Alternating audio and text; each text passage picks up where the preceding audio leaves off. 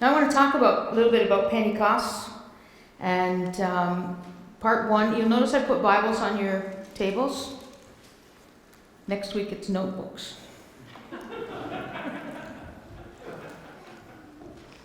Just kidding.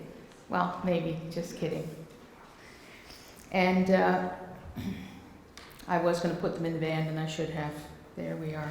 But first part that we're going to look at about Pentecost, I want us to look at Leviticus chapter 23, verses 15 to 22. If you look at my Bible, it's right about there. Right near the beginning. Genesis, Exodus, Leviticus. Third book in. Chapter 23, verse 15. So from the day after the Sabbath, the day you brought the sheaf of the wave offering, count off 7 full weeks. Count off 50 days up to the day after the 7th Sabbath, and then present an offering of new grain to the Lord. From wherever you live, bring 2 loaves made of 2/10 of an ephah of fine flour, baked with yeast, as a wave offering of first fruits to the Lord. Present with this bread 7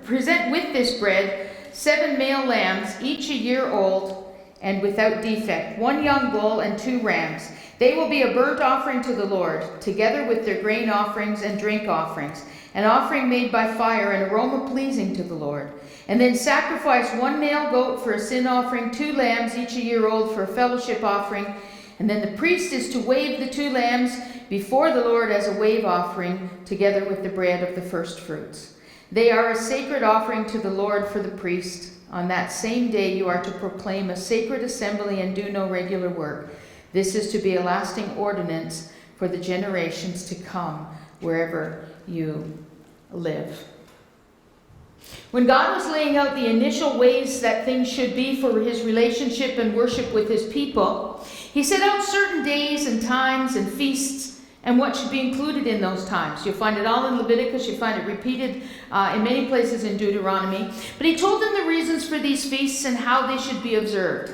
And here in Leviticus 23, we find the layout for the celebration of Pentecost. Now, it's a very different Pentecost than what we observe. But it is this feast. It's called the Feast of Weeks, the Feast of Pentecost that we have. You go back through the preceding chapters and do all of the math if you want to figure out what's when and what happens and how it is, and Passover in 50 days and all of those kind of things. Or you can trust me that this is the first mention of Pentecost. They just don't call it that there, but it's the 50-day part that gives you the clue in that and where the word then comes from. All of that to say that the day of Pentecost already existed in the Old Testament, way back here, right at the beginning. It was part of what God was doing with his people and in his people. But he's going to do something totally different after Passover this year that we're looking at in the Gospels. The year that Jesus died and was raised and walked among them and then ascended to heaven. Something completely different for Pentecost this year. Jesus told them something was coming, but they didn't know when. He didn't say, on the day that you usually celebrate Pentecost, this will happen. He said, wait. Something is going to happen. And then something more than you can ever begin to imagine will happen. And it will keep on happening for the rest of time. Pentecost is not new. But what can it all mean again?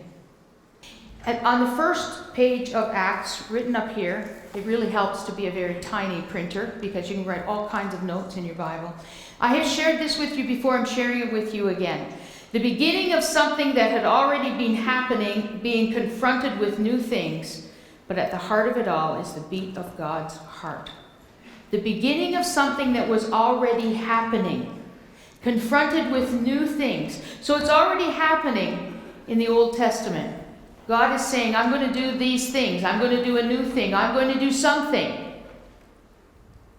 And we come to the book of Acts, and it comes through there. How many times over these past years have we mentioned the new thing that God says he's going to do, in fact is doing? And as we move through the year, year after year, we have this new thing.